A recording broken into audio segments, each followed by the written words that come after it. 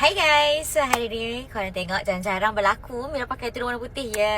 Tapi hari ni Mira nak keluar, Mira ada kerja sikit.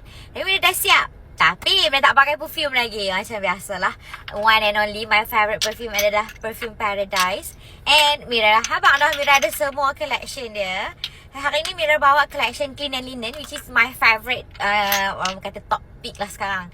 Tapi Mira tak tahu Mira nak pakai perfume apa. Bukan nak pakai perfume apa, nak pakai bauan dari mana. Sebab dia ada 5 bauan yang semua sedap. Tapi untuk hari ni Mira ada rasa macam very energetic, rasa macam fresh. Ada banyak idea Mira nak buat je lagi ni. So Mira nak pakai yang bau-bau fresh, of course. First and last, my favorite, Red Poison. So Mira nak pakai Red Poison. Oh, kuat bunyi kan. Nak pakai Red Poison. Satu sembuk. Tak payah nak banyak sembok. Satu sembok sahaja pun dah sedap bau dia.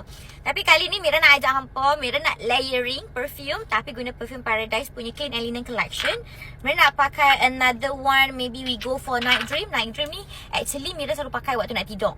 Selalunya ataupun keluar malam. Tapi kalau pakai siang memang naik aura dia. Okay, so Mira layering dengan Night Dream. Masya Allah, sedap bau.